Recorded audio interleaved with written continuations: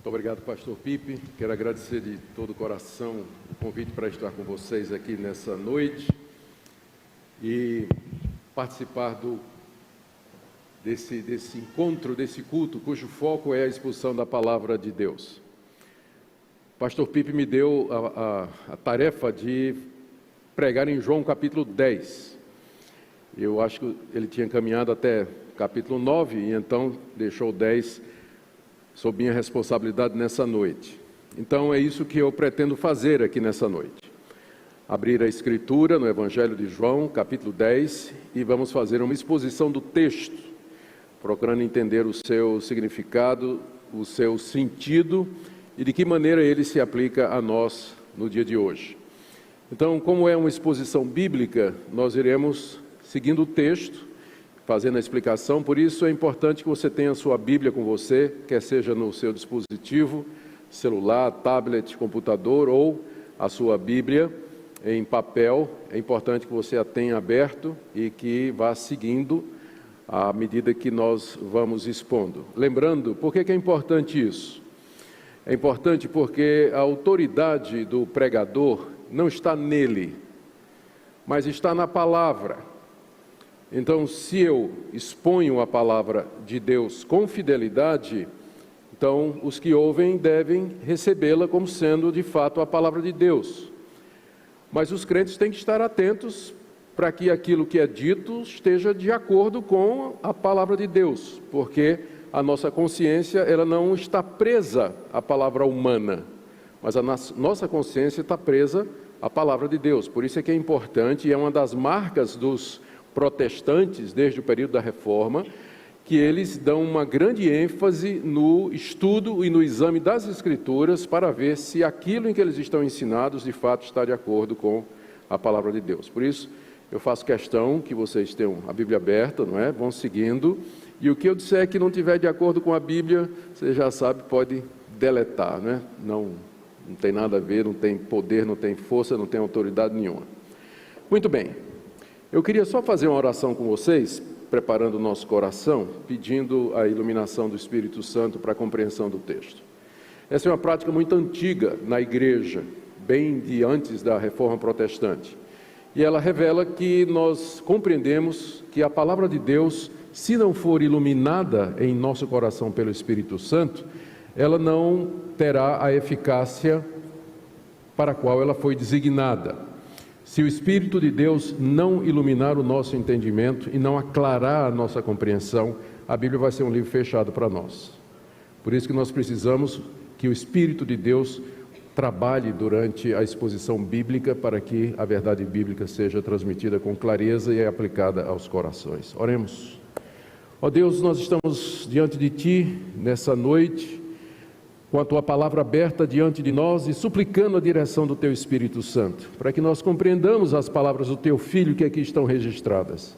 Fala ao nosso coração, nós queremos entender o que Jesus quis dizer aqui nesse capítulo 10, e também de que maneira estas palavras se aplicam para nós hoje. Faz isso, nós te pedimos, não porque mereçamos alguma coisa, mas na mediação do nosso Senhor e Salvador Jesus Cristo. Amém. Queridos, eu não vou gastar tempo falando a respeito do que é o Evangelho de João, a quem ele foi escrito, quando foi escrito, porque acredito que toda essa parte introdutória já vem sendo feita aqui nas quartas-feiras, desde que o pastor começou a fazer a exposição do Evangelho. Então vou me limitar apenas a ambientar esse capítulo no seu contexto mais imediato. Jesus disse, nós iremos ler, como é um capítulo grande, eu acho que ele deixou de propósito por isso, são 42 versículos, então como é um capítulo grande, e nós vamos lendo à medida que a exposição for sendo feita, tá? Então, para não lermos duas vezes. Muito bem, Jesus disse essas coisas que estão aqui no capítulo 10, depois de uma grande discussão que ele esteve com os fariseus por conta da cura daquele homem cego em Jerusalém. A história está narrada no capítulo 9. Jesus estava em Jerusalém, tinha aquele homem cego de nascença, ele cura o homem, e o homem é conhecido de todo mundo, não é daquelas curas que o pessoal aparece dizendo que é curado na televisão, ninguém sabe o nome, CPF, endereço, de nada, mas era um cego conhecido, não havia dúvida nenhuma que era cego de nascença, todo mundo sabia, era o cego da região, por assim dizer. E então aquilo causa um alvoroço, né? Quem é que curou esse homem? Depois que ele identifica Jesus como sendo aquele que o havia curado, a polêmica agora se torna grande, porque Jesus tinha feito essa cura no sábado. E os fariseus, os líderes religiosos da nação de Israel, eram muito cuidadosos com a guarda do sábado. Eles não somente queriam guardar o sábado como estava escrito na lei de Moisés, mas eles tinham acrescentado muitas regras. E entre as regras que havia, escrita pelos rabinos, desde o tempo de Esdras até o tempo de Jesus, eu vou falar sobre essa tradição mais adiante, havia uma que dizia que não se devia fazer cura no sábado. Eles limitavam a distância que você podia andar, limitavam a quantidade de peso que você podia levantar no sábado. O que é que definia trabalho? O mandamento diz não trabalha. Mas o que é trabalho? Levantar 10 quilos é trabalho? E se for 15 é trabalho? E se for 5 é trabalho? Então eles tinham feito todas esse tipo de regras. Jesus cura um homem no sábado, eles dizem, esse cara não é de Deus. Porque se fosse de Deus, ele não quebraria a lei de Deus fazendo uma cura no sábado. Aí começa a confusão. E vão perguntar para o cego. Ele diz, aí o cego diz, se ele é de Deus eu não sei. Eu sei que eu era cego e agora vejo. Isso eu sei, né? E aí há toda essa discussão do capítulo 9 que já foi vista, e Jesus termina numa discussão ferrenha com os fariseus, no final do capítulo 9, dizendo que a verdadeira cegueira era aquela dos fariseus, que não estavam vendo o que a cura daquele homem representava, e muito menos o ensino que Jesus vinha trazendo até agora. Eles eram os verdadeiros cegos. É assim que Jesus termina o capítulo 9, você pode ver aí no verso 39 até o verso 41. Então é nesse contexto que Jesus diz o que ele diz no capítulo 10. O que nós temos no capítulo 10 é aquilo que é conhecido como o sermão do bom pastor que Jesus oferece aos seus leitores. Aqui Jesus, é uma palavra extensa, não diz? É um sermão em 4 pedaços, são 4 partes, onde Jesus condena os fariseus, chamando-os de falsos pastores, e ele se apresenta como sendo o verdadeiro pastor da nação de Israel, o verdadeiro pastor do rebanho de Deus. Então o capítulo 10 é esse contraste entre Jesus como sendo o verdadeiro líder, aquele que foi enviado por Deus para o bem do seu povo, e os líderes judeus da época, que Jesus compara a mercenários, ladrões, salteadores, que eram falsos pastores e que conduziam o povo para a perdição. Esse é o ponto do capítulo 10. Então, na minha conclusão, vocês já estão percebendo, nós faremos algumas aplicações sobre, então, o que seria um verdadeiro pastor hoje, não é? Ou através de quem Jesus Cristo está falando hoje, ou como reconhecer a voz de Cristo nos dias de hoje e assim por diante. Muito bem, o pano de fundo para a gente entender o capítulo 10 envolve dois pontos, né? Na verdade são 2 pontos para a gente entender o capítulo 10. Primeiro é a figura do pastor e das suas ovelhas, que era uma figura bastante conhecida na Palestina. A Palestina era essencialmente uma cultura voltada para a criação, a pecuária e para a agricultura. Então a figura de um pastor com suas ovelhas era conhecido de todos os ouvintes de Jesus e também nos é conhecido, embora hoje a gente tenha menos isso, né? Já houve mais isso, mas hoje já bem menos, mas naquela época era uma figura bastante familiar e bem conhecida. Mas o pano de fundo teológico do que Jesus vai dizer é uma profecia que você encontra no livro de Ezequiel. Eu queria que você abrisse sua Bíblia aí, por gentileza, deixa o dedão marcando aí João 10 e vai lá para Ezequiel 34. Profecia contra os pastores infiéis de Israel. Do verso 1 até o verso 6, Deus denuncia os falsos pastores que havia na época do profeta Ezequiel. Isso aqui é na beira do exílio, isso é prestes a Síria invadir Israel, seguiram dos babilônicos e levaram a nação em cativeiro. Israel é um profeta que ele está profetizando às vésperas do exílio e ele mesmo acaba sendo levado como um dos cativos. Então veio a minha palavra do Senhor dizendo: o filho do homem profetiza contra os pastores de Israel. Profetiza e diz, assim diz o Senhor: ai dos pastores de Israel, que apacentam a si mesmos, não apacentarão os pastores as ovelhas? Comeis a gordura, vestivos da lã, degolais o cevado, mas não apacentais as ovelhas. A fraca não fortaleceste, a doente não curaste, a quebrada não ligaste. E aí segue uma série de críticas e denúncias que Deus faz contra os líderes religiosos de Israel, que eram os profetas, eram os juízes, eram os sacerdotes e também o rei, que era responsável para manter a boa religião. Todos eles tinham falhado, tinham levado o povo para a idolatria, tinham virado as costas para os caminhos de Deus, e Deus manda o profeta Ezequiel dizer: vocês são falsos pastores. Em vez de vocês cuidarem do meu rebanho, vocês estão se aproveitando do rebanho, comendo a gordura do rebanho, vocês não estão atrás da ferida, da dilacerada, da desviada, vocês estão simplesmente se locupletando com a gordura do rebanho.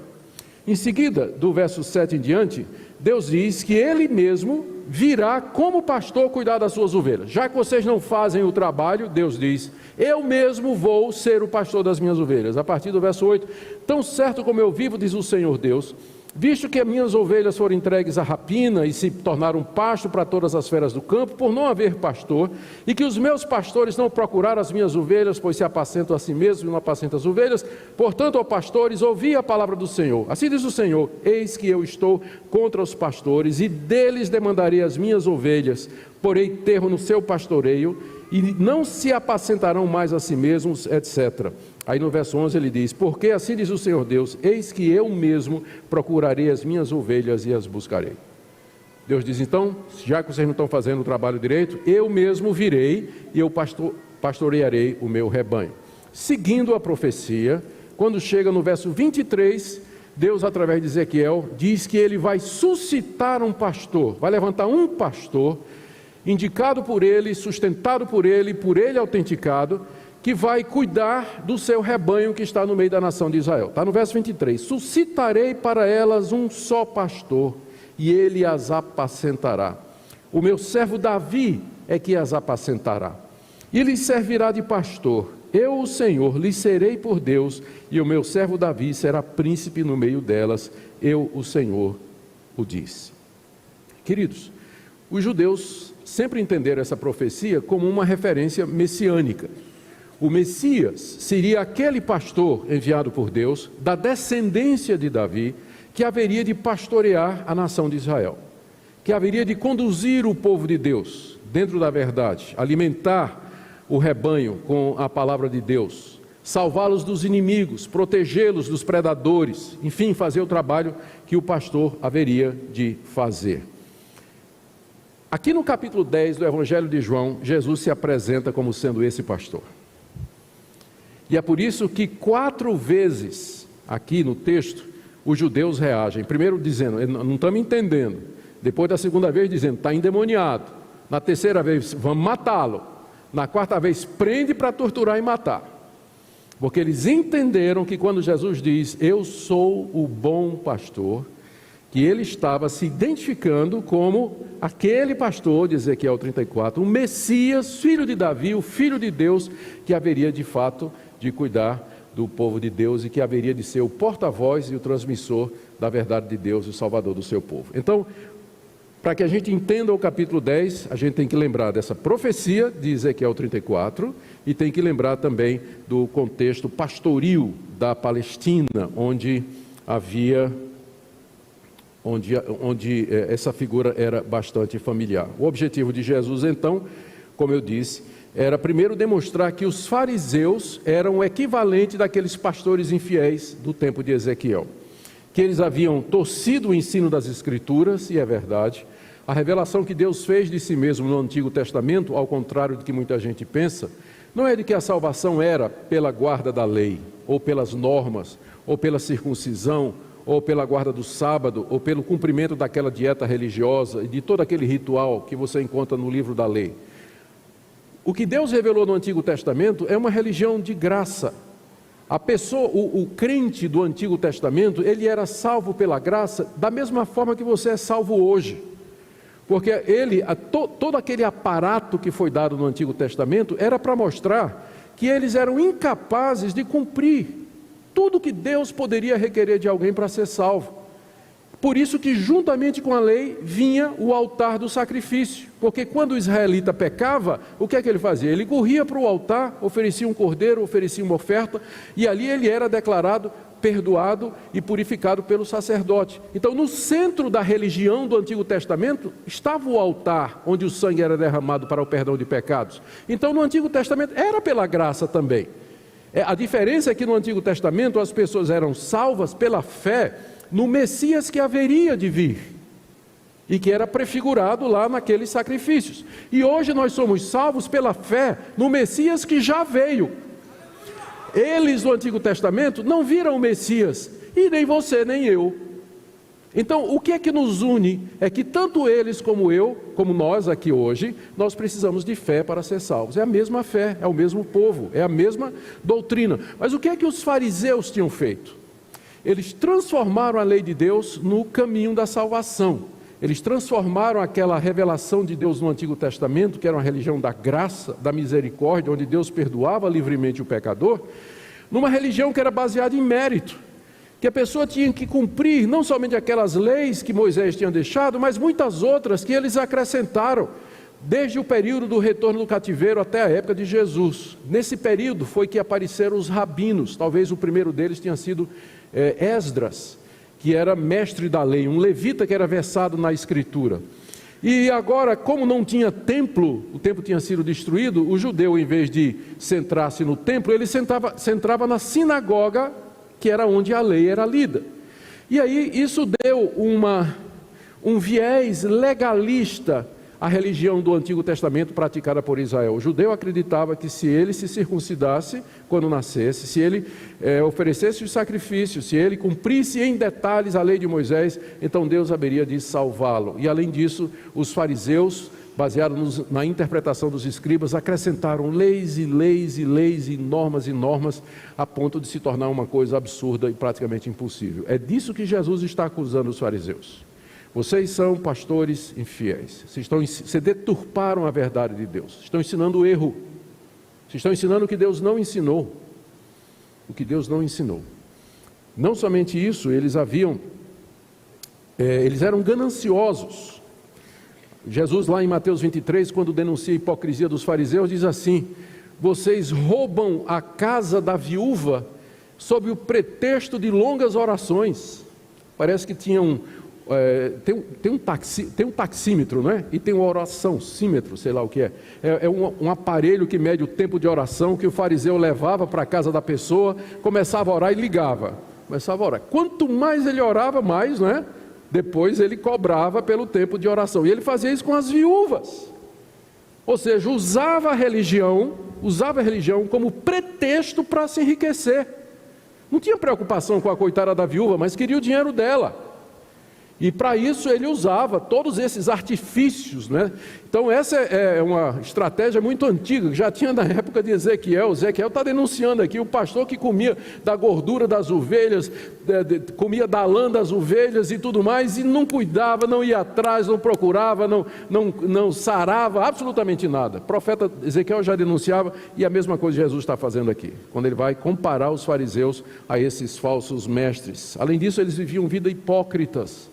Eles colocavam todos aqueles fardos em cima dos homens, mas eles nem com o dedo queriam movê-lo. Jesus chama-os de sepulcros caiados. Sepulcro caiado. Naquele tempo, quando enterrava uma pessoa, passava cal em cima, porque na lei de Moisés dizia que se você pisasse numa sepultura, ou se você tocasse no morto, você ficava impuro. Então, para que ninguém fizesse isso, eles caiavam. Então, o sepulcro parecia muito bonito, mas dentro estava cheio de ossos e de carne podre, mas por fora estava caiadinho. Então era assim os religiosos daquela época, era assim os fariseus, era assim os líderes.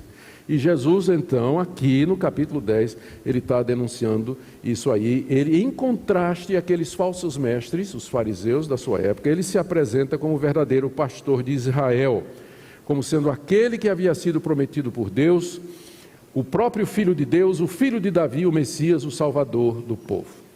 Então, esse é o pano de fundo do que nós vamos ler aqui. Aqui, como eu disse, você tem 4 sermões de Jesus intercalados por registro das reações dos judeus. Primeiro, Jesus vai contar a parábola do pastor e da ovelha no curral, que vai do verso 1 até o verso 5. Aí os judeus reagem, verso 6, dizendo: não estou entendendo o que é que o senhor está dizendo.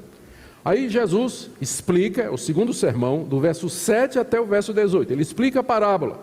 Reação dos judeus, que está no verso 19 a 24, ele está endemoniado. Só um endemoniado para dizer esse tipo de coisa que ele está dizendo aí. Jesus então, com calma, explica, aí já é o terceiro sermão, a razão pela qual ele diz o que disse e pelo que os judeus não criam nele. Por que os judeus não estavam acreditando? E Jesus explica isso do verso 34 a 38. E aí a reação, de 25 a 30. E a reação dos judeus: ah não, a gente tem que matar esse cara. Ele cometeu blasfêmia, nós temos que matá-lo. Está dizendo que é Deus. Jesus então termina defendendo a sua declaração. Por que ele disse que ele e o Pai eram um? Ele explica por quê. E o resultado é que os judeus dizem, do verso 34 até o final: vamos prendê-lo. E Jesus então escapa da Judeia e ele vai lá para as bandas do Jordão, onde continua a pregar a palavra de Deus. Então essa é a estrutura do capítulo 10. Eu não sei se meu tempo dá hoje. Pipe disse que eu podia até meia-noite, né? Mas eu não quero forçar os irmãos. Não, nós vamos no que der aqui, tá certo? Até onde der. Espero que dê para cobrir o capítulo todo, mas é muito material. Mas vamos lá. Então, primeira parte, Jesus, em reação à polêmica com os fariseus, do capítulo 9, ele conta a parábola do pastor e suas ovelhas, verso de 1 a 6. Em verdade vos digo, o que não entra pela porta no aprisco das ovelhas, mas sobe por outra parte, esse é ladrão e salteador. Aquele, porém, que entra pela porta, esse é o pastor das ovelhas. Para esse o porteiro abre, as ovelhas ouvem a sua voz, ele chama pelo nome as suas ovelhas e as conduz para fora. Depois de fazer sair todas as que lhe pertencem, vai adiante delas e elas o seguem, porque lhe reconhecem a voz. Mas de modo nenhum seguirão o estranho, antes fugirão dele, porque não conhecem a voz dos estranhos. Jesus lhes propôs esta parábola, mas eles não compreenderam o sentido daquilo que Jesus lhe falava. Ou seja, então, o que você tem de 1 a 5 é uma parábola. Parábola é uma comparação, ou com um fato real, ou com um fato fictício. É uma comparação que tem como objetivo ilustrar algum ponto na vida espiritual. Jesus era um mestre contador de parábolas. Ele ensinava com frequência através de parábolas. E aqui a parábola é baseada na figura do pastor e das ovelhas. As ovelhas na Palestina, elas eram guardadas à noite num grande curral, que é chamado aqui de aprisco, um grande curral, com o objetivo de protegê-las dos predadores, como urso, leão, lobo, protegê-las do mau tempo. O tempo da Palestina, ele podia mudar rapidamente, as intempéries poderiam prejudicar o rebanho, e também para proteger as ovelhas dos ladrões que vinham de noite tentar furtar ovelhas. Mas era possível, aqui é que tem um ponto que você precisa entender aqui, que é crucial para o entendimento. Era possível que no mesmo curral houvesse mais de um rebanho. O que acontecia? Tinha um pastor e ele tinha o seu rebanho, 15, 20 ovelhas. Ele conhecia todas elas e elas conheciam o pastor. Tinha um jeito especial, até hoje na Palestina é assim, ele tem um jeito especial de chamar as ovelhas e as ovelhas reconhecem e seguem. E de lado tem outro pastor que também tem o seu rebanho, 30, 40 ovelhas. E tem mais um terceiro pastor que tem 50 ovelhas, um rebanho. Quando é de noite, juntam os 3 rebanhos no mesmo curral, para passar a noite juntas no mesmo curral. Então no dia seguinte, o pastor, chega o primeiro pastor, o porteiro abre a porta e ele chama as ovelhas. E lá no meio daquelas 100 ovelhas, as 15 que são dele ouvem e saem, e as outras não. Fica lá quietinha, não conhecem a voz do estranho, mas conhecem a voz do pastor. E aí sai. Aí vem o segundo pastor e o terceiro pastor e respectivamente leva os seus rebanhos. Então essa era a prática comum da Palestina. Isso é o pano de fundo que Jesus está usando aqui dessa parábola. Ele diz aqui, ao contar essa parábola, ele quis ensinar os seguintes pontos. Primeiro, aqui presta atenção, o curral, o grande aprisco, na verdade, era a nação de Israel. o povo da aliança, os judeus, os descendentes de Abraão, com quem Deus fez um pacto e fez promessas. Os líderes religiosos de Israel, na época de Jesus, eram ladrões e salteadores que tentavam pular a cerca do curral para roubar o rebanho, explorar o rebanho, e eles entravam não pela porta, mas pulando o muro. É o que Jesus Cristo diz no verso 1. O que não entra pela porta no aprisco das ovelhas, mas sobe por outra parte, esse é ladrão e salteador. Ele está pulando o muro para ver se rouba alguma ovelha. Ele está ali com a intenção de ter algum lucro. Jesus se refere aos fariseus aqui. Esse é o ponto de Jesus. Eles tinham ensinado o erro ao povo de Deus, vinham explorando a fé do povo de Deus como ladrões e salteadores. E Jesus então sugere aqui que ele é aquele verdadeiro pastor das ovelhas de Israel. Ele tinha entrado pela porta, verso 2. Aquele, porém, que entra pela porta, esse é o pastor das ovelhas. Então Jesus, em contraste àquele que está pulando o muro, ele é o verdadeiro pastor, porque ele entra pela porta. Isso significa que Jesus está dizendo: eu sou aquele que fui estabelecido por Deus como pastor dessas ovelhas. Deus me chamou, Deus me enviou ao mundo com o objetivo de arrebanhar o seu povo e reuni-lo.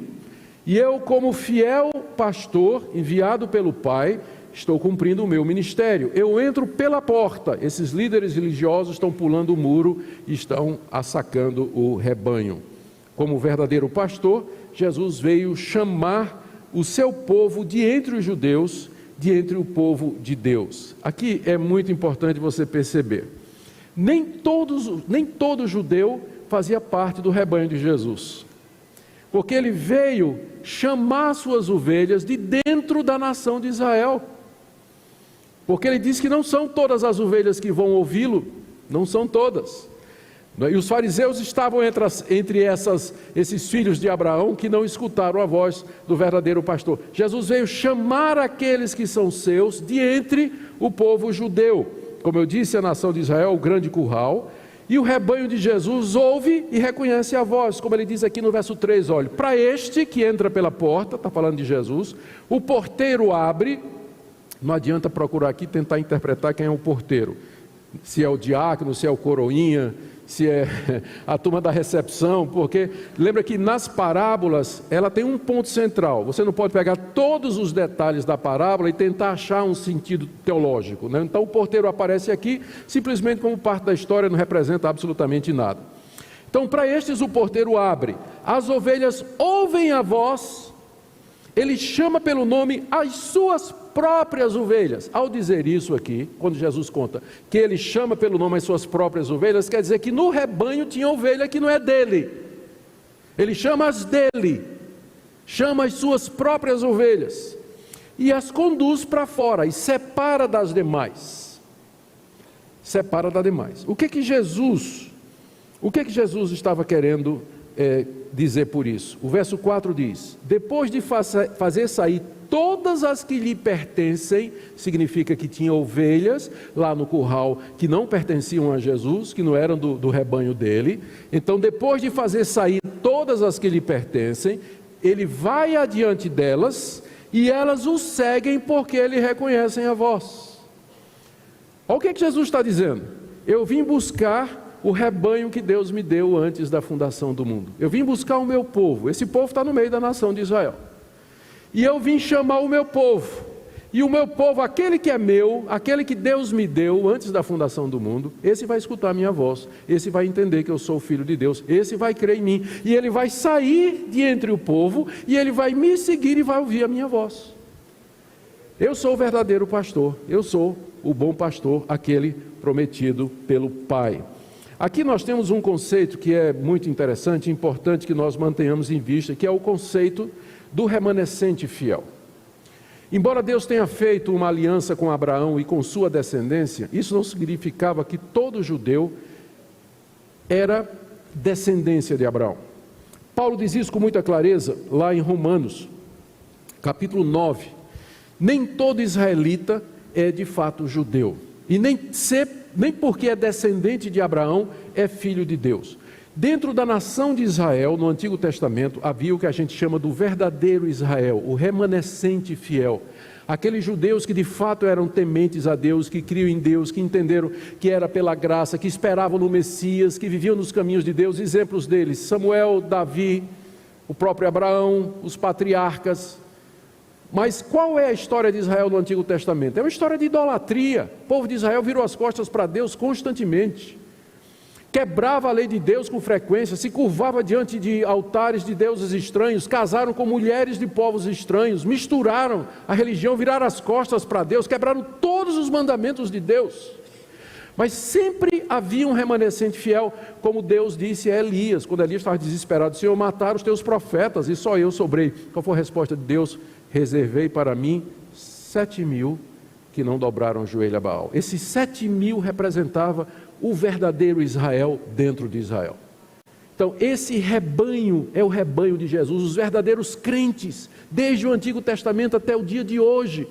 O povo de Deus, a igreja, esse é o povo de Jesus, é esse que ele veio chamar, é por eles que ele veio morrer. Estes são aqueles que Deus deu a ele antes da fundação do mundo. São esses que ele chama do curral, que ouvem a voz, seguem, e Jesus os separa dos outros. Ele diz: vocês agora vão me seguir e vocês vão me obedecer. Como verdadeiro pastor, foi isso que Jesus veio fazer. Então esse é um conceito muito importante, o conceito do verdadeiro Israel, que eram aqueles judeus que eram verdadeiramente crentes do meio do Israel, que geralmente era incrédulo, apóstata, idólatra e que virou as costas para Deus o tempo todo. Muito bem. A reação dos judeus, quando Jesus disse isso, no verso 6, foi a seguinte: eles não compreenderam o sentido do que Jesus dizia. Jesus estava, em outras palavras, dizendo: eu sou aquele pastor, vocês judeus, líderes religiosos, fariseus, escribas e fariseus, vocês são os ladrões que pulam pelo muro para roubar o rebanho de Deus, mas as minhas ovelhas eu vou chamá-las, elas vão ouvir a minha voz, e elas virão, e elas vão me seguir. E é isso que eu vim fazer aqui. Os judeus ouviram aquilo e disseram: mas o que esse cara está dizendo? Peraí, eles não entenderam a parábola. E a razão era que, ao ensinar por parábola, Jesus tinha dois objetivos. Era, de fato, tornar difícil a compreensão da verdade para aqueles incrédulos que já o haviam rejeitado, e ilustrar a verdade para os seus discípulos que haviam crido nele, porque os outros evangelhos dizem que, em particular, Jesus explicava as parábolas aos que eram seus, mas para os outros ele falava em parábola, mas em particular ele chamava as ovelhas e explicava o significado. Então os judeus disseram: peraí, não estou entendendo. Eles não entendiam porque não eram as ovelhas de Jesus, né? Óbvio, né? É claro, não eram do rebanho de Jesus, não reconheceram a voz. Não reconheceram a voz. Aí Jesus, então, agora vem o segundo sermão de Jesus. Com muita paciência, Jesus explica para eles o significado da parábola do verso 7 até o verso 24. Vamos ler agora. Jesus, pois, lhes afirmou de novo: em verdade vos digo, eu sou a porta das ovelhas. Agora ele está falando claro, não está falando mais com parábolas, né? Eu sou a porta das ovelhas. Todos quanto vieram antes de mim são ladrões e salteadores, mas as ovelhas não lhe deram ouvido. Eu sou a porta, se alguém entrar por mim será salvo, entrará e sairá e achará pastagem. O ladrão vem somente para roubar, matar e destruir. Eu vim para que tenham vida e a tenham em abundância. Eu sou o bom pastor. O bom pastor dá a vida pelas ovelhas. O mercenário, que não é pastor, a quem não pertence as ovelhas, vê vir o lobo, abandona as ovelhas e foge, então o lobo as arrebata e dispersa. O mercenário foge porque é mercenário, não tem cuidado com as ovelhas. Eu sou o bom pastor. Conheço as minhas ovelhas e elas me conhecem a mim, assim como o Pai me conhece a mim e eu conheço o Pai, e dou a minha vida pelas ovelhas.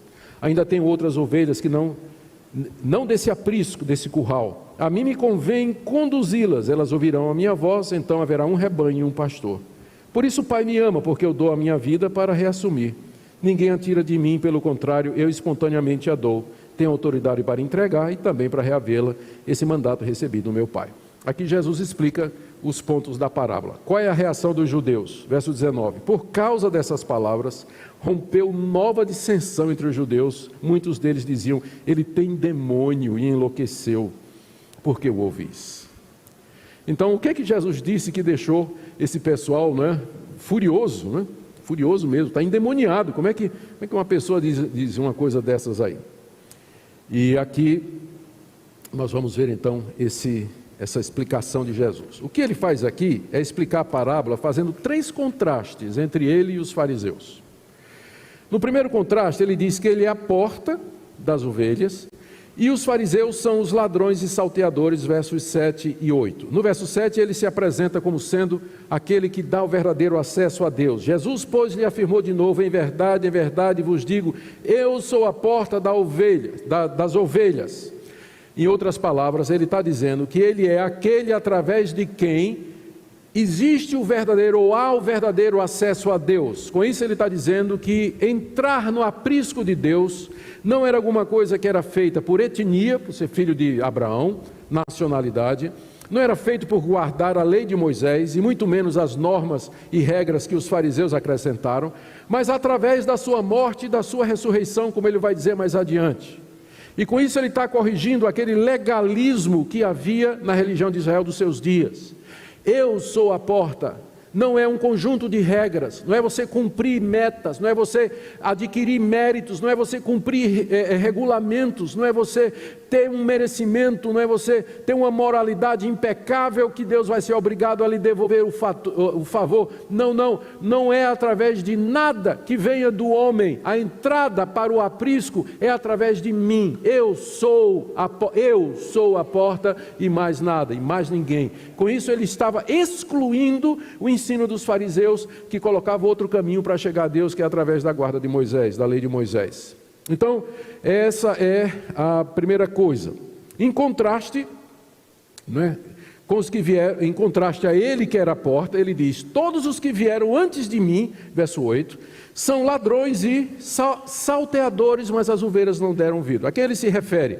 Se refere aos falsos mestres da antiga aliança, aos falsos messias que vieram antes de Jesus. Antes de Jesus, naquela época, apareceram pelo menos 3 ou 4 messias, gente dizendo que era o filho de Davi, que era o salvador de Israel, mas que os romanos destruíram completamente. Jesus diz que eles e também os líderes religiosos de sua época, como os fariseus, eram ladrões e salteadores. Quem veio antes de mim, eu sou a porta. Os que vieram antes de mim pretendendo ensinar o caminho da verdade, ou pretendendo ser o caminho das ovelhas, todos eles são ladrões e salteadores. Eles são mercenários, eles são falsos profetas, porque ensinam falsas doutrinas, desvia o povo da verdade e se aproveita financeiramente do povo. Mas as ovelhas, Jesus diz, o remanescente fiel não deu ouvidos a eles. Final do verso 8, as ovelhas não ouviram, aqueles 7.000, não é? Eles não ouviram, não seguiram os falsos mestres, não se curvaram diante dos deuses falsos, sempre mantiveram a fé no Messias. Então esse é o primeiro contraste. Jesus diz: eu sou a porta, quem veio antes de mim, ensinando diferente de mim, ou outra coisa além do que eu estou ensinando, esse aí, como ele diz aqui, é ladrão e salteador, no verso 8. O segundo contraste que Jesus faz, está aí do verso 9 a 10, ele diz que ele é a porta pela qual se entra para a salvação, enquanto que os fariseus eram como o ladrão que tinha vindo para matar, roubar e destruir. No verso 9, Jesus explica mais uma vez a metáfora da porta. Ele diz assim: eu sou a porta. Ele já tinha dito isso antes, né? Ele repete: eu sou a porta. O que é que isso significa? Se alguém entrar por mim, o entrar aqui é entrar na presença de Deus, é ter acesso ao aprisco de Deus, entrar no reino de Deus, como você encontra Jesus explicando no capítulo 3, a Nicodemos. Ainda bem que parece que Nicodemos se converteu. Esse é convertido, aquele eu não sei, esse é. Se você entrar por essa porta, verso 9, se alguém entrar por mim, será salvo. Salvo de quê? Será salvo da condenação que os judeus conheciam tão bem e que está escrita ou descrita no Antigo Testamento, na literatura intertestamentária, o sofrimento eterno, apartado ou longe de Deus, sofrendo intermitentemente na condenação eterna. Não passar por isso é ser salvo. E Jesus diz: se você entrar por mim, você será salvo dessa condenação. Se você entrar por mim, você será salvo. E entrará, sairá e achará pastagem. É uma maneira dele dizer que não somente você será salvo, mas você vai viver numa vida de comunhão com Deus. Entra e saia e encontra pastagem. A pastagem aqui é o deleite espiritual. É a comunhão com Deus, aquilo que satisfaz a sua alma, aquilo que satisfaz as necessidades mais profundas do seu ser. Jesus, então, é essa porta. Os fariseus, ao contrário, verso 10...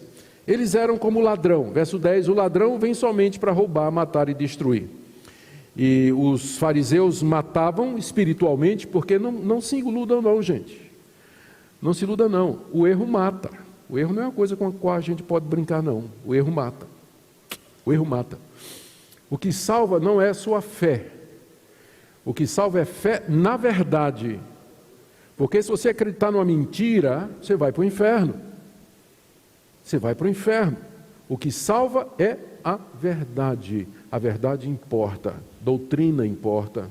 Conhecimento de Deus importa. Tem muita gente sincera, mas que crê em erro, crê em heresia, crê em falso ensino. Tinha muitos judeus honestos, sinceros, mas que seguiam o ensino dos escribas e fariseus, achando, quer um exemplo de um deles? Saulo de Tarso.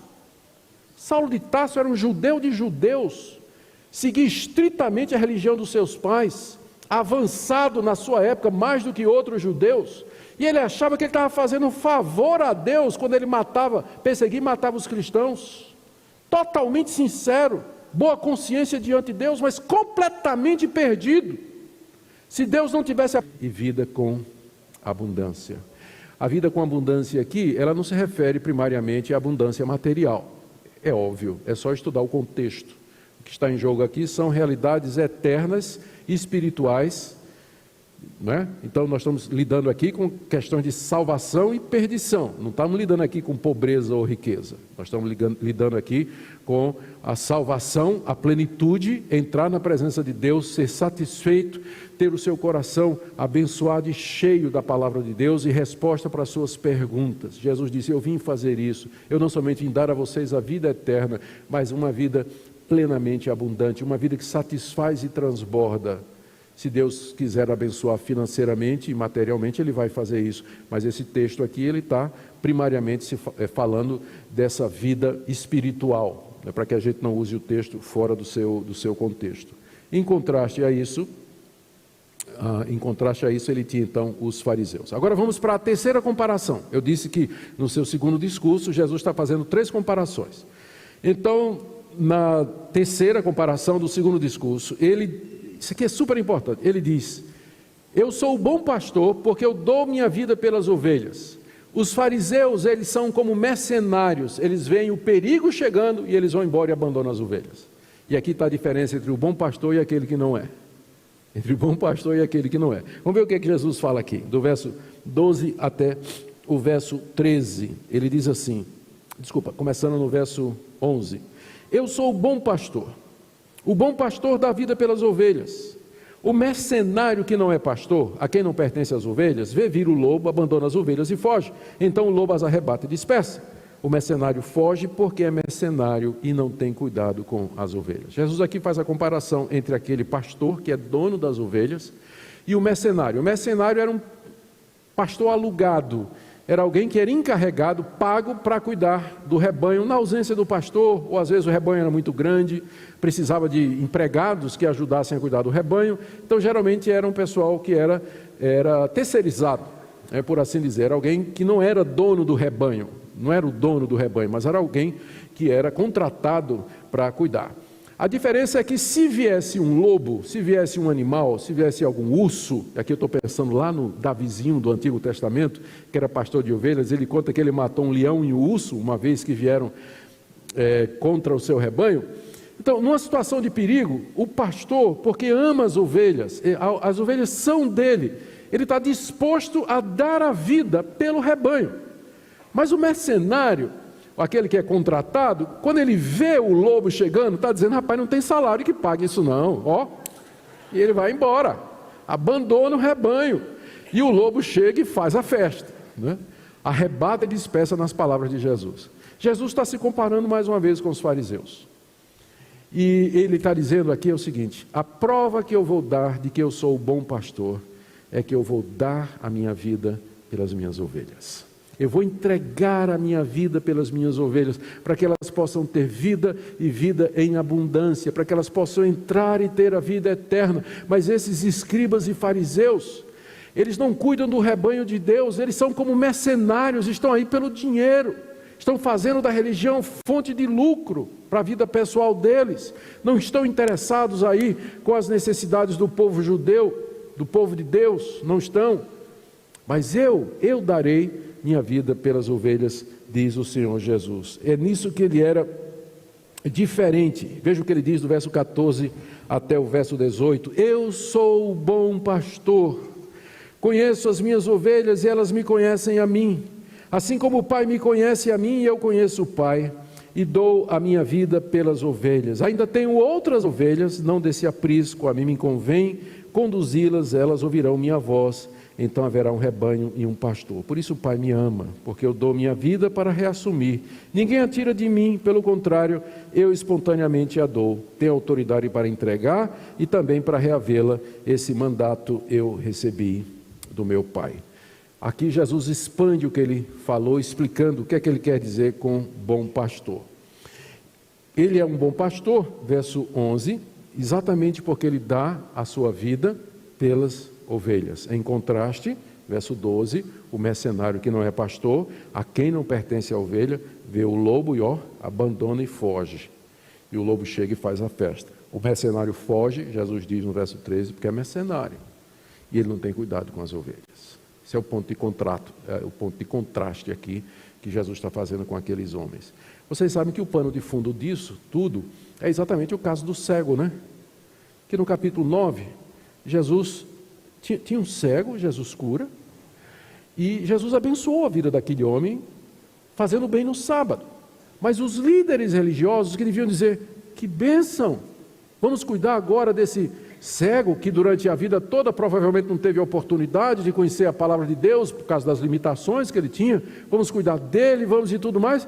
Eles estavam preocupados como é que Jesus podia ter feito isso no sábado. Enquanto que Jesus salvou aquela ovelha, os fariseus não tinham a menor preocupação, eles estavam preocupados com as firulas de interpretação da lei deles. Então essa é a diferença entre o verdadeiro pastor e aquele que é mercenário. Eu dou a minha vida pelas ovelhas de Jesus como prova de que eu sou o bom pastor. No verso 14 ele repete: eu sou o bom pastor, conheço as minhas ovelhas e elas me conhecem a mim, assim como o Pai me conheceu a mim e eu conheço o Pai. Ao contrário do mercenário, Jesus conhecia as ovelhas como era conhecido do Pai e o Pai o conhecia. Aqui a ideia de conhecer não é apenas saber que a pessoa existe, mas indica uma relação íntima. No Antigo Testamento nós temos alguns eufemismos para a relação sexual. Um eufemismo é você usar uma linguagem para evitar que o leitor faça imagem gráfica na cabeça. Então, geralmente o Antigo Testamento, quando ele descreve as relações sexuais, ele é muito discreto para evitar que o leitor fique imaginando aquilo que ele está lendo. Então diz assim, por exemplo: e Adão conheceu Eva, sua esposa. Não é que chegou assim: prazer, como é seu nome? Eva, prazer, meu nome é Adão, né? Não, está dizendo que eles tiveram relação sexual, mas só que a Bíblia usa o termo conhecer. Então a palavra conhecer no contexto hebraico, ela tem essa conotação de conhecimento por experiência, não é um conhecimento intelectual, mas conhecer intimamente, proximamente, conhecer de contato, de relação. Então o que Jesus está dizendo é que da mesma forma como ele e o Pai se conhecem, vê que declaração extraordinária, da mesma forma que ele e o Pai se conhecem, gozam dessa intimidade, dessa comunhão, ele também conhece as suas ovelhas e as ovelhas o conhecem. É assim que ele define a relação entre ele e as suas ovelhas. E é por isso que ele dá a sua vida pelas ovelhas. É o rebanho dele, é o povo dele que ele amou e conheceu. Por isso que ele é o bom pastor e veio lhes dar a vida eterna e veio livrá-los do mal e do perigo. Assim, ao contrário daqueles fariseus, Jesus dava a sua vida pelas ovelhas. E aqui no verso 16 tem outro contraste sutil. Ele diz assim: eu ainda tenho outras ovelhas, não desse aprisco. A mim me convém conduzi-las. Elas ouvirão a minha voz, então haverá um rebanho e um pastor. Talvez tenha sido isso aqui que deixou os fariseus loucos, porque Jesus estava se referindo aos gentios, aos não-judeus, Já no Antigo Testamento, Deus havia colocado a nação de Israel como instrumento de bênção para todas as nações da terra. Através da aliança de Deus com Israel, da revelação que Deus tinha feito aos judeus, da lei e das promessas que Deus tinha feito a Israel, a verdade de Deus deveria ser levada ao mundo todo. Israel deveria ser uma nação missionária no Antigo Testamento. Mas o que é que aconteceu? A nação de Israel se tornou nacionalista. Em vez de amar os gentios, eles consideravam os gentios, que eram os pagãos, os não-judeus, como combustível do fogo do inferno. Eles achavam que os gentios estavam todos condenados, que eles não conheciam a Deus. Então eles criaram regras que os separavam dos gentios. O judeu, quando ia no mercado público, quando voltava para casa, não está isso na lei de Moisés não, eles inventaram isso. Eles lavavam as mãos, lavavam jarros, lavavam tudo, porque eles poderiam, quem sabe lá no mercado, ter tocado em alguma coisa que algum gentio tinha tocado. E aí eles teriam ficado impuros. Não podia entrar na casa de um gentio. Veja a dificuldade de Pedro, mesmo depois de convertido, o anjo apareceu a Pedro e diz: vai na casa de Cornélio. E Pedro disse: vocês sabem que um judeu não pode entrar na casa de um gentio. Deus teve que dar uma revelação a Pedro, para Pedro ir pregar lá a Cornélio. O judeu não se juntava com o gentio, com o pagão, não juntava, não queria saber dos outros povos. E quando Jesus diz aqui: eu tenho outras ovelhas, que não são desse aprisco aqui, desse curral da nação de Israel, e a mim convém conduzi-las, e elas ouvirão a minha voz, então haverá um rebanho só pastor. Os fariseus piram, eles piram, mas não é possível, não é? Esse homem realmente não pode ser de Deus, cura no sábado, fica dizendo que é o Messias, fica dizendo que é o filho de Davi, que é o bom pastor, que é o cumprimento da promessa de Ezequiel 34, e agora ele está dizendo que ele vai trazer os gentios para nós, vai trazer os gentios para nós. Só aproveitando, essa é uma das passagens que às vezes o Espiritismo usa para dizer que tem vida em outro planeta. Já ouviram isso, né? Sabia ou não? Eles dizem aqui, isso aqui tem um outro abrigo, aprisco, é outro rebanho. Eles dizem que é vida em outro planeta. Mas é só ler o contexto, é óbvio que Jesus está falando dos gentios, né? das outras nações. E aqui Jesus profetiza o surgimento da sua igreja.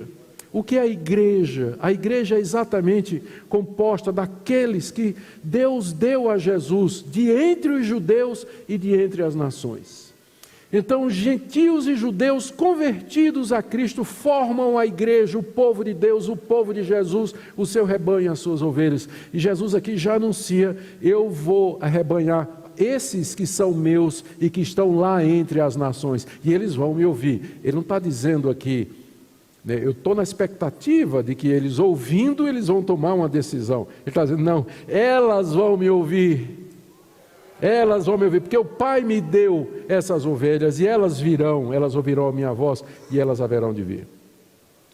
Ao contrário dos fariseus, né, Jesus então tinha essa perspectiva de chamar essas ovelhas que estavam em outro aprisco. No verso 17, o Senhor continua: por isso o Pai me ama, porque eu dou a minha vida para a reassumir. Ninguém a tira de mim, pelo contrário, eu espontaneamente a dou. Tenho autoridade para entregar e também para reavê-la, esse mandato recebido do meu Pai. Aqui Jesus fala claramente de que ele vai ser morto.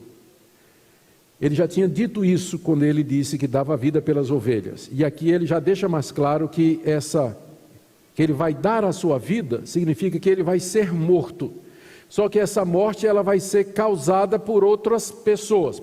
No caso seria as autoridades judaicas. Esses judeus aqui finalmente o mataram. Mais adiante eles vão matar Jesus. Aqui eles estão só na intenção, mas adiante eles vão matar. E Jesus já diz: isso vai acontecer. Mas não é vocês que vão me matar.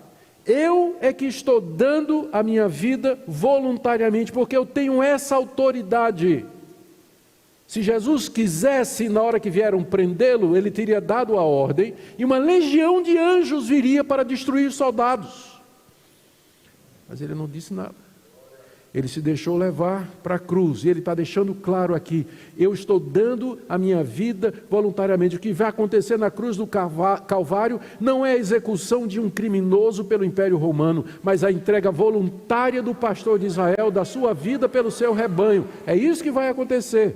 Ninguém tira a minha vida de mim, porque eu tenho essa autoridade, mas eu voluntariamente a entrego. E ele diz, entrego para reavê-la. Está vendo aí no final do verso 17, dou a minha vida para reassumir, e no final do verso 18, dou a minha vida também para reavê-la. Ele estava se referindo à sua ressurreição. Eu vou entregar a minha vida, mas eu vou reavê-la. Ela vai voltar para mim, e vai voltar gloriosa, vai voltar junto com vocês, e nós estaremos juntos para todos sempre. E o Senhor Jesus já então diz como é que vai ser o plano da redenção. Nesses 2 versículos você tem o plano da redenção desenhado aqui, nessas palavras de Jesus usando essa metáfora. E eu queria chamar a sua atenção para o final do verso 18, quando ele diz, esse mandato recebi de meu Pai. Aqui nós estamos diante de uma das passagens que são usadas no Novo Testamento, muitas tem, que nos revelam que na eternidade pai e filho fizeram um acordo. Eu não tenho palavras para descrever isso, então eu vou usar a linguagem que parece mais apropriada. Pai e filho fizeram uma aliança, um pacto. O pai prometeu dar ao filho um povo. O filho, em troca, prometeu voluntariamente se tornar um de nós e morrer por esse povo. O pai prometeu ressuscitá-lo dos mortos e ressuscitar os que são seus, para que eles vivam como se fosse o único povo eternamente. Essa aliança entre o pai e o filho, por isso que Jesus fala em termos tão categóricos aqui, ele diz, esse mandato eu recebi do meu pai. Foi o meu pai que me autorizou a vir e morrer e ressuscitar, para que eu tivesse esse povo, essas ovelhas que ele me deu, entre os judeus e entre os gentios.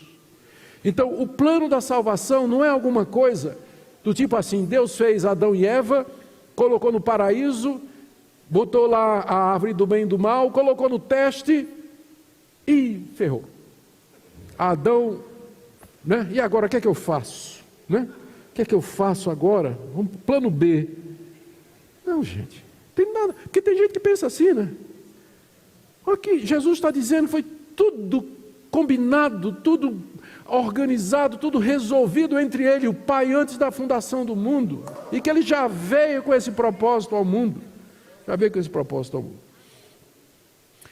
Quando Jesus acaba de dizer isso, olha o que é que os judeus dizem, né? No verso 19, nós já vimos, rompeu distensão entre os judeus, distensão. Muitos diziam, ele tem demônio, e enlouqueceu. Por que vocês estão ouvindo esse cara? O cara está dizendo que na fundação, Deus tinha dado a ele um povo que recebeu um mandato de Deus, que vai dar sua vida, que vai ressurgir dos mortos, e esse discurso não faz sentido. Por que vocês estão ouvindo esse homem? É assim que o evangelho soa para o incrédulo. Eles ouvem, não entendem. O incrédulo reage exatamente assim quando ele ouve o evangelho. Quem não é ovelha de Jesus vai ter essa reação aqui. As ovelhas de Cristo vão ouvir e vão dizer, é óbvio, faz todo sentido do mundo, como isso é bom para o meu coração, glória. Mas quem não é ovelha vai olhar e dizer assim, não estou entendendo nada. Que loucura isso aqui, samba do crioulo doido isso aqui. Não estou entendendo nada do que está sendo dito aqui. É porque não é ovelha. É porque se fosse, ele ouviria a voz. Pode ser que não entenda tudo, mas a voz você vai discernir. Vai dizer, isso aqui é o meu Salvador falando, isso aqui faz sentido. Embora eu ainda não consiga encaixar todas as pecinhas, mas aqui eu sei que está o meu Salvador falando a respeito dessas coisas. Essa foi a reação dos judeus. Eles entenderam que Jesus estava se declarando como sendo o Messias, o pastor de Israel. E aí aproveitaram o momento que Jesus estava passeando no templo, e fizeram a seguinte pergunta. Verso 23. Jesus passeava no templo, no pórtico de Salomão. Rodearam-no, pois, os judeus, estou lendo o verso 24. E o interpelaram: até quando nos deixarás a mente em suspenso? Se tu és o Cristo, dize francamente. Porque eles estavam suspeitando que era isso que Jesus estava dizendo, que ele era o Cristo, o Messias, o Salvador, o bom pastor. Então eles disseram: então, diz logo, se você é o Cristo, diga logo de uma vez se você é ou não. Aí vem o terceiro sermão de Jesus, que começa no verso 25. Jesus diz aqui: primeiro, eu já disse, mais claro do que eu já falei, vocês querem o quê? Né? Verso 25, respondeu Jesus: já vos disse, e não credes. As obras que eu faço em nome de meu Pai testificam a meu respeito, mas vós não credes, porque não sois das minhas ovelhas. As minhas ovelhas ouvem a minha voz, eu as conheço e elas me seguem, e lhes dou a vida eterna, jamais perecerão, ninguém as arrebatará da minha mão. Aquilo que meu Pai me deu, maior do que tudo, e da mão do Pai ninguém pode me arrebatar. Eu e o Pai somos um. Foi pior. Olha o resultado. Novamente pegaram os judeus em pedras para lhe atirar. Agora era apedrejamento. Então, você vê que vai ficando mais. Quanto mais Jesus explica, mais a tensão vai aumentando, a incredulidade e o ódio vai aumentando contra ele. Enquanto que as ovelhas estão ouvindo e dizendo: oh, glória, né? Mas os outros, a raiva e o ódio vai aumentando contra essas palavras aqui. O que Jesus disse que deixou os judeus ainda mais furiosos? Primeiro ele disse: eu já declarei a vocês, no início do verso 25, eu já vos disse e não credes. Ele já tinha dito que ele era o pastor de Israel, que ele era a porta, que ele era o caminho para Deus. Ele já tinha dito que ele e o Pai tinham um acordo de salvação das suas ovelhas, que ele haveria de morrer e ressuscitar. Ele já tinha dito, mais claro do que isso, não tinha o que fazer. Não tinha o que fazer, ele já tinha declarado exatamente isso. E aí então, ele agora parte para dizer... Ele vai agora no ponto, né? Ele diz: eu vou dizer porque é que vocês estão reagindo dessa maneira. Por que vocês não estão crendo em mim? E aí ele explica no verso 26 a 30, que eles não criam, verso 26, porque não sois das minhas ovelhas. Vocês não creem porque vocês não são das minhas ovelhas. É por isso que vocês não creem. Vocês não pertencem ao meu rebanho. Vocês não estão entre aqueles que o Pai me deu antes da fundação do mundo. Vocês pertencem a outro rebanho.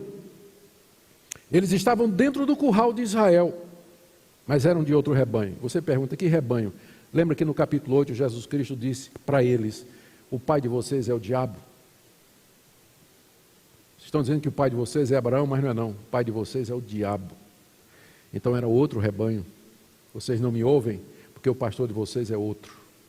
Vocês estão sendo influenciados, guiados pelo pai de vocês, que é o diabo, porque vocês querem me matar. Porque vocês rejeitam a minha voz e rejeitam a minha palavra. É por isso que vocês não creem em mim. Não estão entre aqueles que o Pai deu ao Filho antes da fundação do mundo. Se eles fossem ovelha de Jesus, eles teriam escutado a voz de Jesus. Verso 27, as minhas ovelhas, elas ouvem a minha voz. As minhas ovelhas ouvem a minha voz, e eu as conheço. E elas me seguem. Note que elas não se tornaram ovelhas de Jesus porque ouviram a voz, porque elas eram ovelhas de Jesus é que ouviram a voz. Vocês entendem a importância dessa sequência? Porque elas já eram ovelhas de Jesus, dadas antes da fundação do mundo, é que elas podiam escutar a voz de Jesus. Não era o contrário não, de que elas escutaram a voz de Jesus e aí se tornaram ovelha dele. Não. Já eram.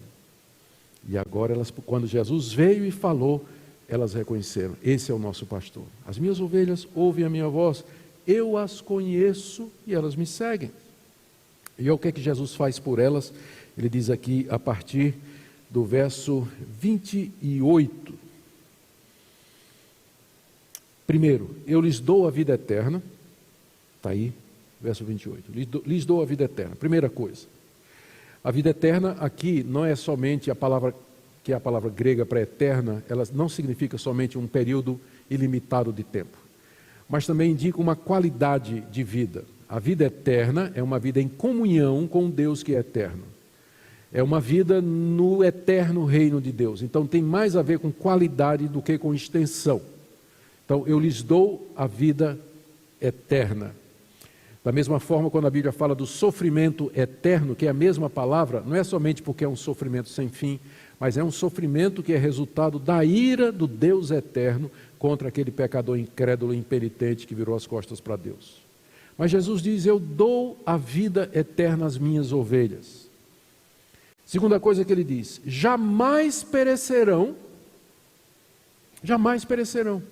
O que significa perecer? Exatamente isso. A palavra perecer significa se perder, ter a sua vida gasta em vão, ter vivido em vão e no final você sofrer eternamente.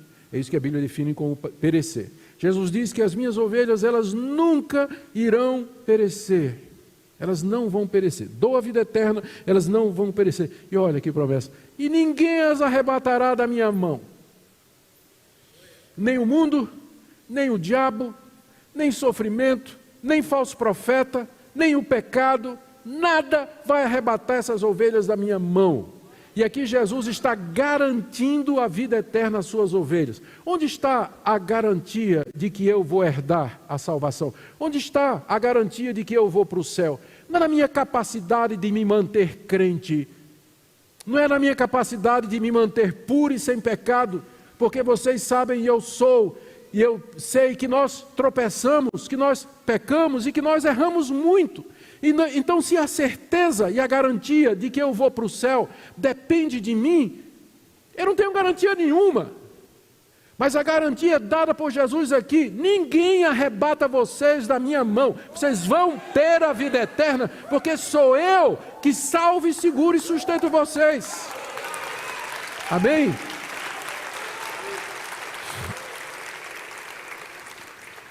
E ele dá a base para a sua afirmação no verso seguinte, verso 29. Por que ele pode fazer essa declaração tão séria? Ninguém vai arrancar vocês da minha mão. Por que ele pode fazer isso? É porque ele diz no verso 29, aquilo que o Pai me deu é maior do que tudo, e da mão do Pai ninguém pode arrebatar. Aqui nós temos um probleminha de tradução e de interpretação. O verso 29 pode ser traduzido aqui, da seguinte maneira: o meu Pai que me deu essas ovelhas é maior do que tudo. Essa tradução, se não me engano, já é feita pela NVI, ou a nova tradução na linguagem de hoje, mas algumas dessas traduções modernas já fazem assim. Se é aquilo que o Pai me deu é maior do que tudo, então Jesus está se referindo ao decreto de Deus. Aquela autorização, aquele plano. Isso, o propósito do Pai que me deu essas ovelhas é maior do que qualquer outra coisa. No fim dá no mesmo. Tanto faz se referir a Deus como ao propósito dele. Então o propósito de Deus de salvar vocês está acima de qualquer coisa. Então quem é maior do que Deus? Quem é que pode ir contra a vontade do soberano Senhor, Criador dos céus e da terra? Meu Pai é maior do que tudo, e o propósito dele vai permanecer. E o propósito dele é esse, que o meu rebanho tenha a vida eterna. E ele termina dizendo: eu e o Pai somos um. A palavra um aqui, ela está no neutro, no grego. Então, provavelmente Jesus está dizendo aqui: eu e o Pai somos um, ou seja, eu e o Pai temos o mesmo propósito. Eu e o Pai temos o mesmo objetivo. Mas dizer isso significa, está implícito aí, que ele e o Pai participam da mesma divindade. E essa é uma das passagens que foram usadas no início da história da igreja, século II e III, nas disputas cristológicas, para poder estabelecer a doutrina de Cristo. Cristo é verdadeiro Deus e verdadeiro homem. Na pessoa de Deus, no ser de Deus, subsistem três pessoas distintas: Pai, Filho e Espírito Santo. O Pai não é o Filho não é o Espírito e o Espírito não é o Pai. Mas é um Deus só. Isso é um mistério que ninguém entende.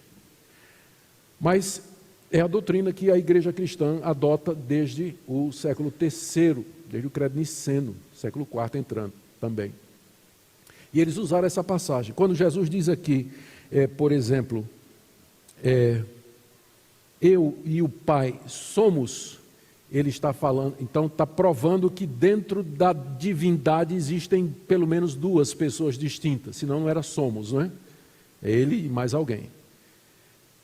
Quando ele diz somos um, prova que existe apenas um Deus. Então, na essência desse Deus subsistem três pessoas. Uma delas tomou a forma humana, Deus Filho, e veio buscar o povo que a outra Deus Pai lhe deu, e isso no poder da terceira, que é o Espírito Santo, que aparece aqui a partir do capítulo 13 e 14, quando Jesus então vai falar do outro Consolador. Essa é uma das passagens que a gente usa para essa doutrina. Eu estou terminando, gente, aqui, porque, como eu disse, esse capítulo, eu acho que o Pipe fez de propósito, ele tem tanta coisa, é rico demais, né? É tanta coisa, pastor. Jesus prometeu, então, isso aqui ao seu rebanho, ele e o Pai eram um. Os testemunhos de Jeová e outras seitas, eles leem essa passagem aqui e dizem, quando Jesus diz, eu e o Pai somos um, ele não está dizendo que ele é igual ao Pai, está apenas dizendo que eles têm o mesmo propósito. Então, no grego, essa exegese não está errada, mas o contexto mostra que o sentido é outro. Porque olha a reação dos judeus, verso 31.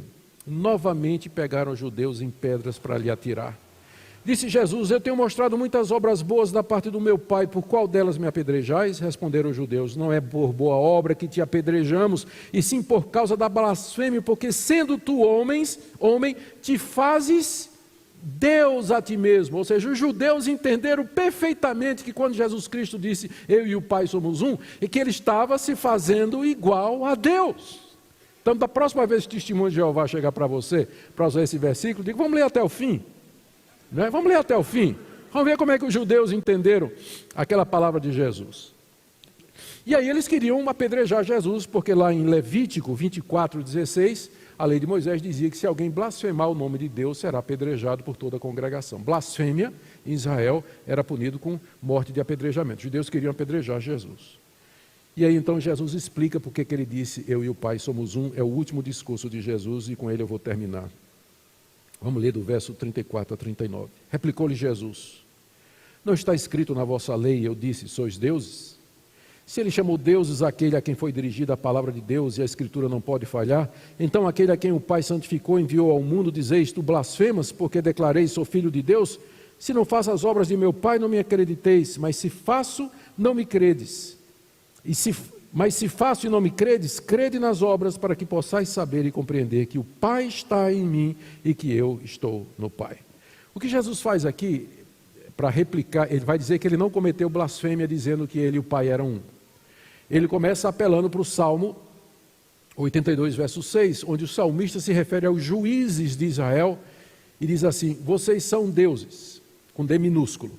Ali, deuses no sentido de que eles eram autoridades colocadas por Deus para julgar o povo de Deus de acordo com a vontade de Deus. Jesus diz assim, olha, se na própria Bíblia de vocês, no Antigo Testamento, aqueles que foram enviados com autoridade da parte de Deus são chamados de deuses, quanto mais eu, que fui mandado pelo Pai e fiz obras que mostram com clareza que eu estou no Pai e que o Pai está em mim. Se vocês não creem em mim, então creiam pelo menos nas obras. Que obras eram estas? Aquela que ela acabou de fazer, por exemplo, a cura do cego e outros milagres. O Evangelho de João relata 7 milagres de Jesus. E João disse que ele tinha feito muitos outros lá em Jerusalém. Por que vocês não creem nessas obras? Se o magistrado que era juiz em Israel era chamado de Deus, né, no sentido, assim, era da parte de Deus, uma autoridade vinda de Deus, imaginem se eu não posso dizer que eu sou filho de Deus depois de ter mostrado toda a minha autoridade com sinais e prodígios, maravilhas que eu realizei entre vocês, as obras que eu fiz e com esse ensinamento que eu trouxe para vocês. Aí os judeus disseram, basta. Verso 39, nesse ponto procurava outra vez prendê-lo. Prender para agora executar, não é como mais tarde eles vão fazer. Mas Jesus se livrou das mãos dele, saiu.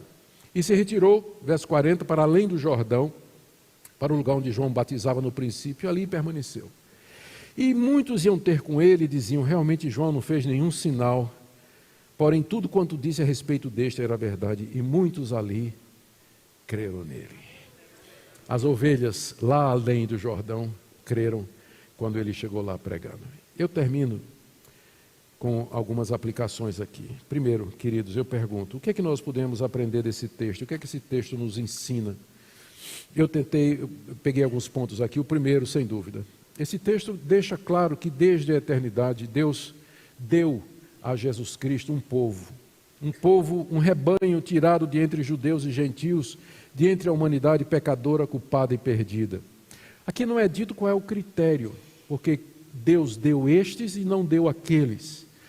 Com certeza não foi porque Deus previu que aquelas pessoas haveriam de crer, porque no texto todo está dizendo que eles creem porque são ovelha, e não que porque eles creram, eles se tornaram ovelha.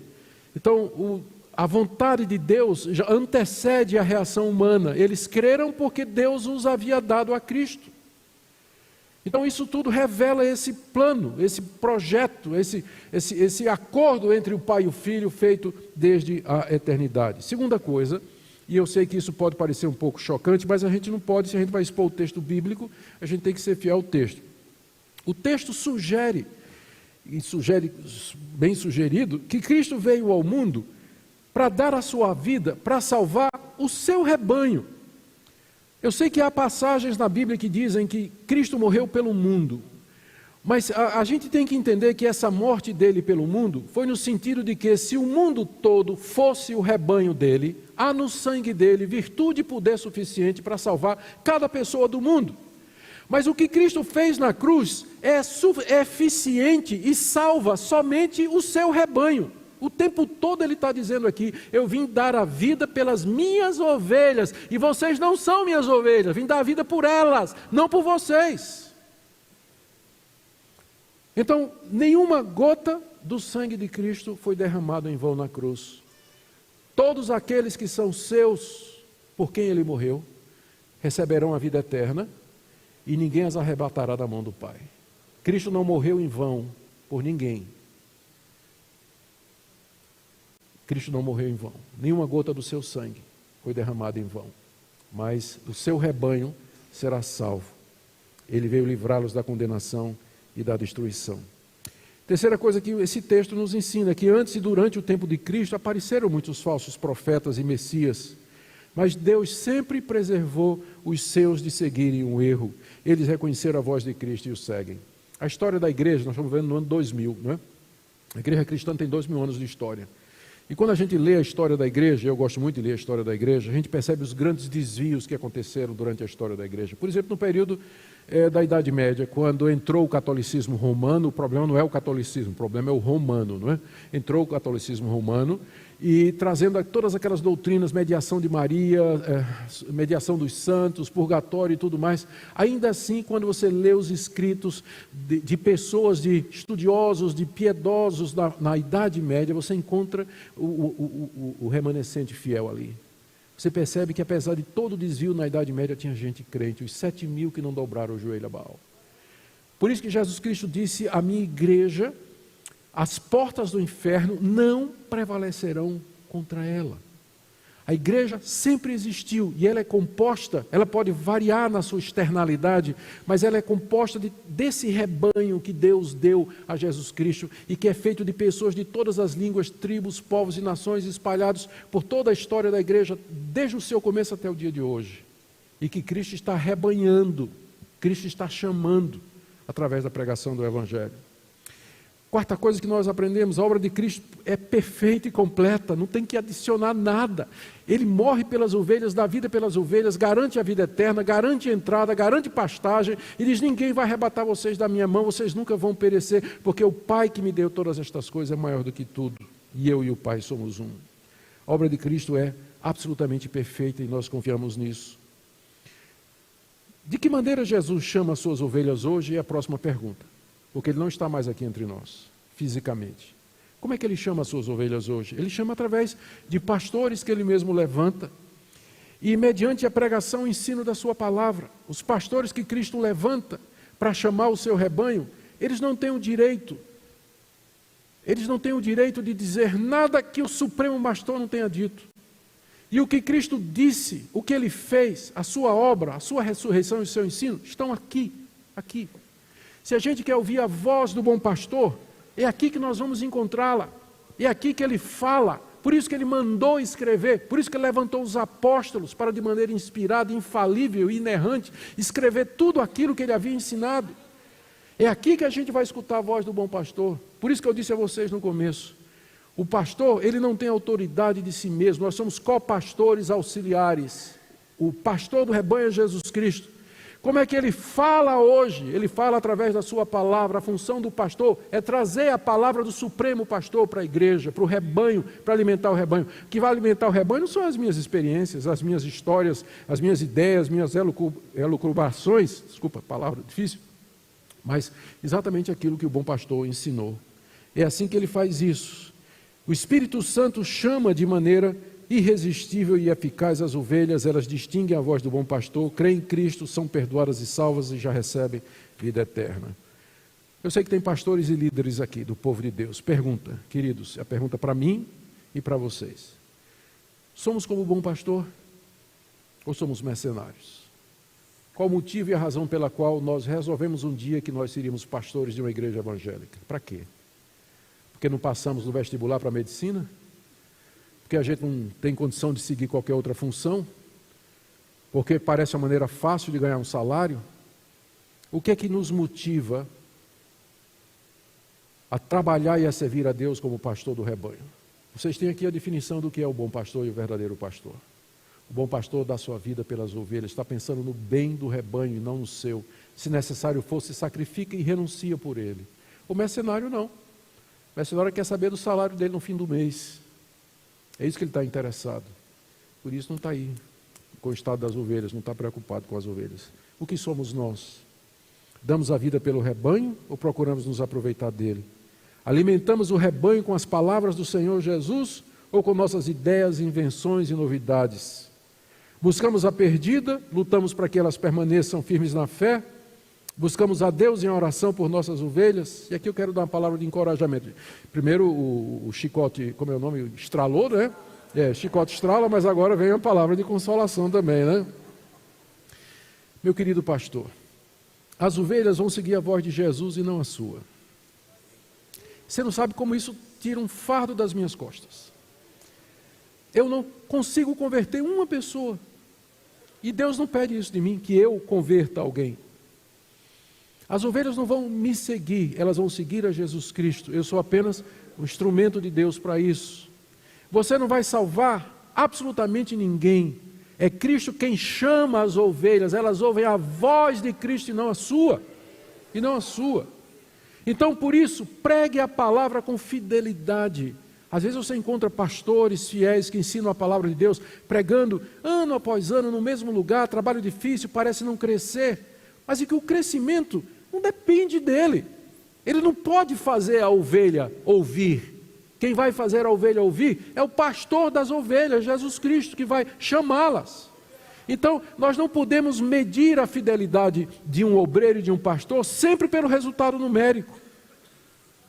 Porque quem chama é Cristo, é Ele que chama as ovelhas, elas ouvem a voz de Jesus e não a voz do indivíduo. Então, por isso, pregue. Por outra razão também, tem muito bode no meio do rebanho, e a palavra de Deus divide. Alguém já disse, doutrina divide, é verdade, divide mesmo, entre os que são de Jesus e os que não são. Prega a palavra, prega a verdade, você vai ver as reações. Não foi isso que Jesus fez? A multidão estava toda atrás dele. Fariseus, os judeus, o povo, aí ele começou a pregar, eu sou o bom pastor. Aí dividiu, não foi? Não dividiu? Já veio o pessoal dizendo, ele está endemoniado. E outros dizem, não, o endemoniado não pode dizer palavras como essa. O endemoniado pode curar um cego. A palavra de Jesus divide. E pregue a palavra, que é o meio que Jesus usa para separar as ovelhas dos bodes. E porque se você não pregar a palavra, vai ficar tudo junto. Tudo junto. Mas a palavra, ela vai trazer essa definição. E finalmente, queridos, que Deus tenha misericórdia de nós, nos ajude, que nós ouçamos a voz do bom pastor, não ouçamos a voz dos estranhos e louvemos esse Deus por esse evangelho tão maravilhoso e tão precioso. Pastor, muito obrigado por ter dado João 10 para mim, viu? Que capítulo maravilhoso. Vamos orar, gente. Ó Deus, nós queremos te agradecer de todo o coração. Queremos te agradecer de todo o coração pelo teu Filho Jesus Cristo, Supremo Pastor das ovelhas. Te agradecemos porque nós podemos ouvir a voz dele. Hoje, quando nós lemos a palavra, quando escutamos a Escritura, quando meditamos, ouvimos a exposição, a pregação da Escritura, é como se Ele falasse conosco, e nós te bendizemos por isso. Nos ajuda a ser fiéis, seguir o bom pastor, não nos desviarmos nem para a direita, nem para a esquerda. Oro pelos pastores que estão aqui, abençoa-os, usa-os nas suas dificuldades, em nome de Jesus. Amém.